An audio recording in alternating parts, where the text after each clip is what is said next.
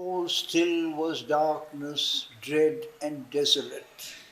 There was no change nor any hope of change. In this black dream, which was a house of void, a walk to nowhere in a land of naught, ever they drifted without aim or goal. Gloom led to worse gloom, depth to an emptier depth, in some positive non-being's purposeless vast, through formless wastes, dumb and unknowable. An ineffectual beam of suffering light through the despairing darkness dogged their steps like the remembrance of a glory lost. Even while it grew, it seemed unreal there, yet haunted Nihil's chill, stupendous realm, unquenchable, perpetual, lonely, null, a pallid ghost of some dead eternity. It was as if she must pay now her debt, her vain presumption to exist and think, to some brilliant Maya that conceived her soul. This most she must absolve with endless pangs. Her deep original sin, the will to be, and the sin, last, greatest, the spiritual pride that, made of dust, equaled itself with heaven, its scorn of the worm writhing in the mud, condemned, ephemeral, born from nature's dream, refusal of the transient creature's role, the claim to be a living fire of God, the will to be immortal and divine.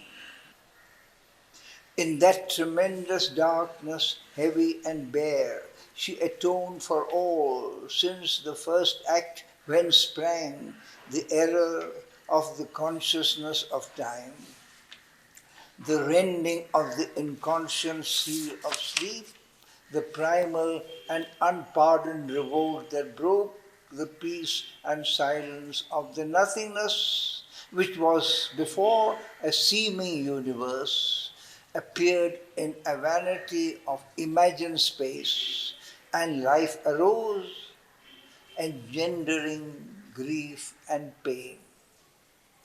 A great negation was the real's face, prohibiting the vain process of time. And when there is no world, no creature more, when time's intrusion has been blotted out, it shall last, unbodied, saved from thought, at peace. Accursed in what had been her Godhead source, condemned to live forever, empty of bliss, her immortality, her chastisement, her spirit, guilty of being, wandered, doomed, moving forever through eternal night. But Maya is a veil of the Absolute. A truth occult has made this mighty world. The Eternal's wisdom and self-knowledge act in ignorant mind and in the body's steps. The inconscient is the superconscious sleep, an unintelligible intelligence invents creation's paradox profound. Spiritual thought is crammed in matter's forms. Unseen, it throws out a dumb energy and works a miracle by a machine. All here is a mystery of contraries. Darkness, a magic of self-hidden light. Suffering, some secret rapture's tragic mask. And death, an instrument of perpetual life. Although death walks beside us on life's road, a dim bystander at the body start, and a last judgment on man's futile works. Other is the riddle of its ambiguous face. Death is a stair, a door, a stumbling stride the soul must take to cross from birth to birth, a grey defeat pregnant with victory, a whip to lash us towards our deathless state. The inconscient world is the spirit's self-made room, eternal night, shadow of eternal day. Night is not our beginning nor our end. She is the dark mother in whose womb we have hid, safe from too swift awaking to world pain. We came to her from a supernal light. By light we live, and to the light we go.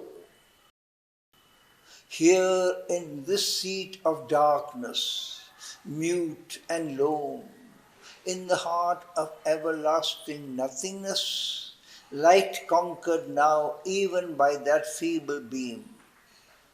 Its faint infiltration drilled the blind deaf mass. Almost it changed into a glimmering sight that housed the phantom of an aureate sun, whose orb pupilled the eye of nothingness. A golden fire came in and burned night's heart. Her dusky mindlessness began to dream. The inconscient conscious grew, night felt and thought. Assailed in the sovereign emptiness of its reign, the intolerant darkness paled and drew apart till only a few black remnants stained that grey.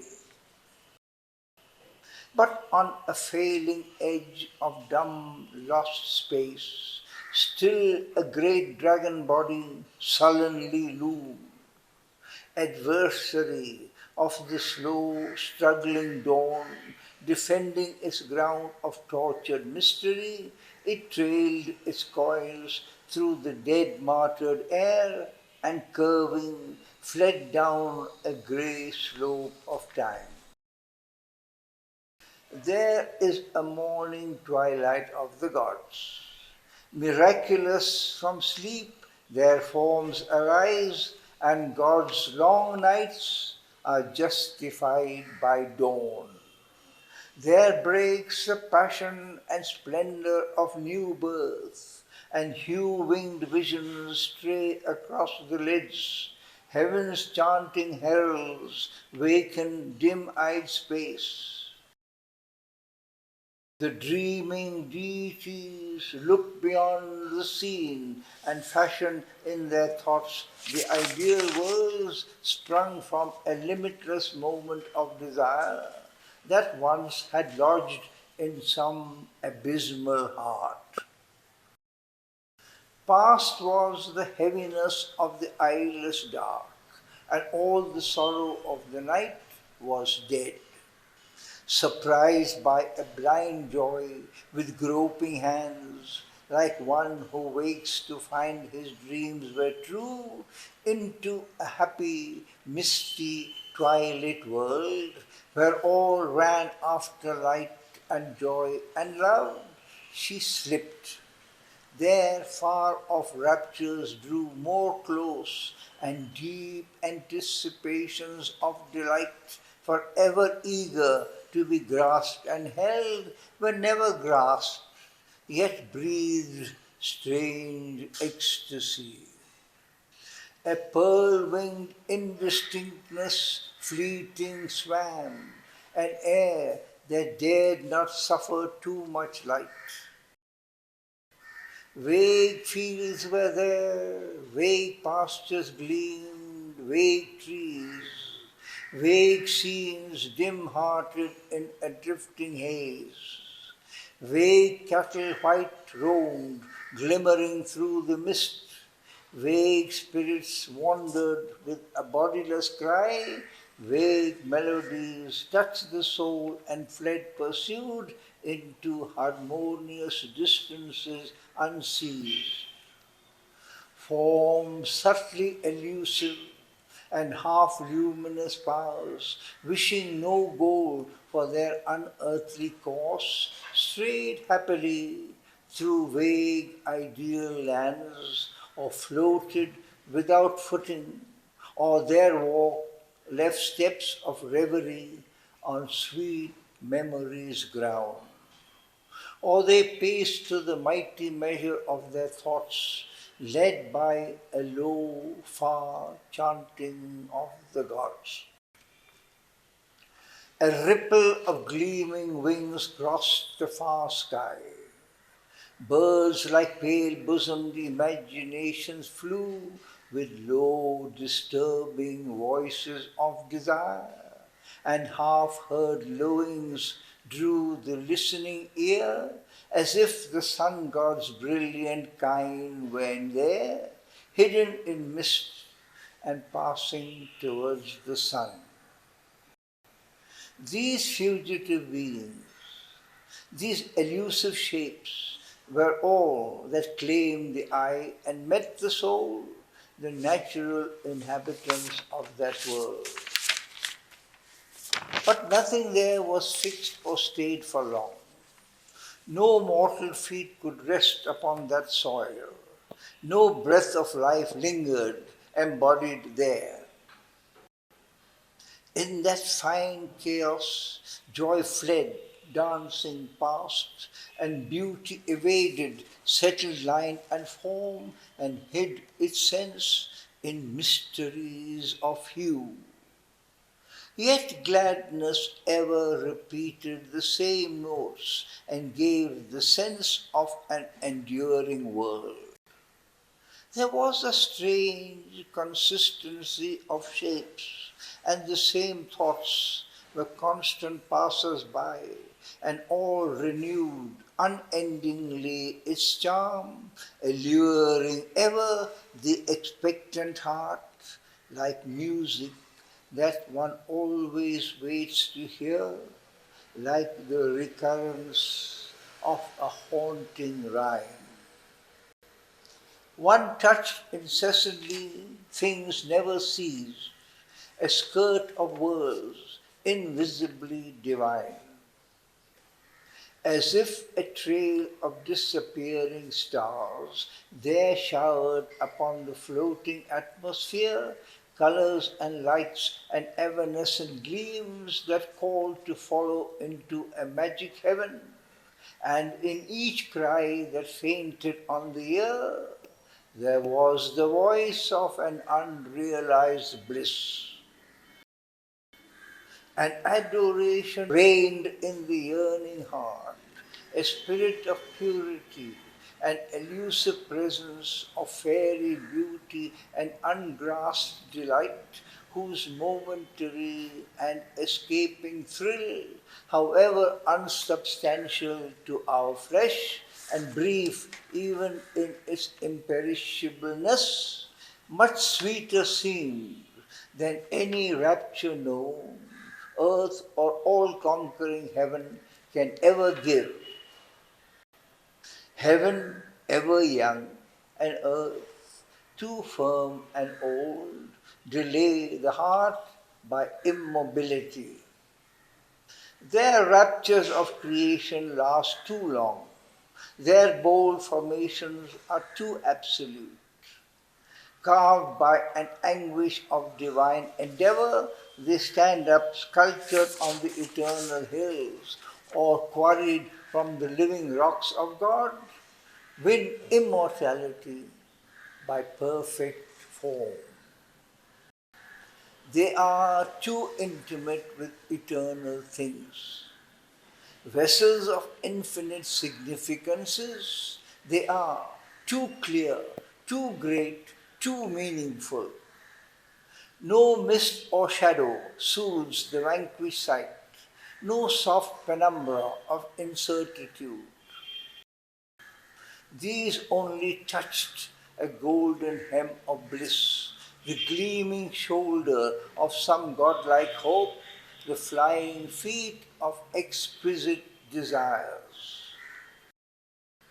On a slow, trembling brink between night and day, they shone like visitants from the morning star, satisfied beginnings of perfection, first tremulous imaginings of a heavenly world. They mingle in a passion of pursuit, thrilled with a spray of joy, too slight to tire.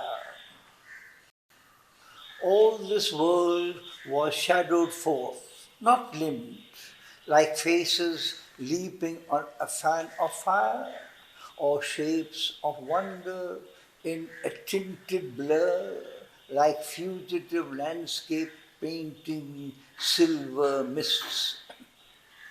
Here vision fled back from the sight alarmed, and sound sought refuge from the ear's surprise, and all experience was a hasty joy.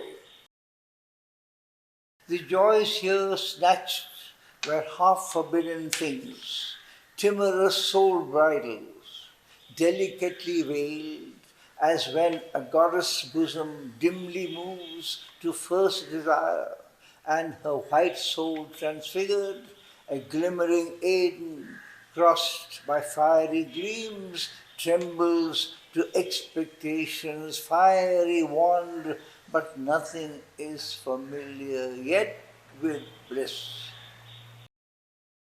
All things in this fair realm were heavenly strange, in a fleeting gladness of untired delight, in an insistency of magic change. Past vanishing hedges, hurrying hints of fields, mid swift escaping lanes that fled her feet, journeying she wished no end, as one through clouds travels upon a mountain ridge and hears arising to him out of hidden depths sound of invisible streams.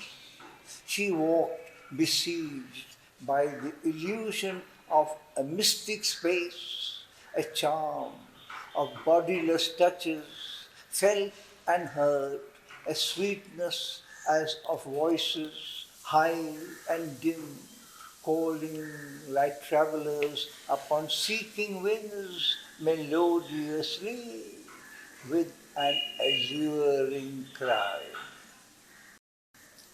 As if a music old yet ever new, moving suggestions on her heartstrings dwelt, thoughts that no habitation found, yet clung with passionate repetition to her mind, desires that hurt not, happy only to live, always the same and always unfulfilled, sang in the breast like a celestial lyre.